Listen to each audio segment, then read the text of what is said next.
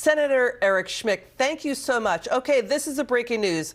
It's coming in right now. The White House got Treasury Secretary Janet Yellen to just give a remarkably fatuous and off-the-wall speech in Georgia, telling China, stop it. Back off selling cheaper climate change products in the U.S., like electric cars, because President Biden is reportedly angry China is undercutting his 2024 campaign, where he is touting spending hundreds of billions of taxpayer money on climate change.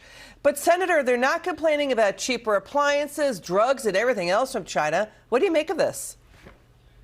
This, underscores the real problem, Liz, is that we're way too dependent on communist China for a wide variety of supply chain needs that we have, including pharmaceuticals, rare earth materials. And this is, again, part of the problem with this push for electric vehicles. There's not really a market for it here in the United States. Let me jump in. What do you make of, economists tell us they appreciated Treasury Secretary Yellen as a respected economist. But how can the White House turn her into a campaign operative and put her up to this, couching it as China is, quote, destabilizing global supply chains? Is it destabilizing supply chains or Biden's reelection? They're turning Yellen into she was also out there saying, she was also saying inflation was transitory, which was wrong, and she's had to apologize for that too, I think, to protect Joe Biden. But look, China they mean business, Liz. They're out to eat our lunch and our dinner. They're hell-bent on world domination. We have to understand that's their mindset. They believe that they just came out of a 200-year humiliation,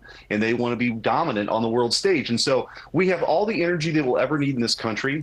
The idea that she's going to go over there or make a speech, as she went over there before, it was sort of a weird moment with the handshake and the bow and all that. But the point is, we need to be self-sufficient in this country. We can trade, but be reliant on our supply chains on communist China is a recipe for disaster. Their Belt and Road Initiative is aggressive. Their BRICS initiative is aggressive. And so the United States, we need to make sure that, again, we bring these manufacturing jobs home, that we, mine for anything that we need here. But, of course, you've got the Biden administration blocking those efforts, too. So the point is, there's just not a market for these EV vehicles here in the United States, outside of Silicon Valley and the coastal elites. And so it's driving terrible policy. We're making a bunch of stupid decisions along the way because of this debacle. It's a debacle. The British media is reporting Biden's electric car mandate is going to decide who wins the election, that it's a, quote, job shredder. It's the most costly historic debacle in U.S. history. Why not force America, or not force America, don't force them to do anything. Just buy hybrid cars. But they're going in on really expensive electric cars by 2032. It's going to demolish the $3 trillion car industry, lay off potentially hundreds of thousands of workers. Electric cars require something like 30% less labor. That's why electric cars make up just less than 8% of new car sales. Senator, they're so expensive. They cost about the same as something like the entire median U.S. household income when the battery loses half the value in about 10 years. Their power gets drained in cold weather. It's draining the electric grid. They're more polluting to make. You can't put the old batteries anywhere when you discard them. Right, it's a toxic problem if you care about the environment. But yeah, we're losing American jobs because of all of this.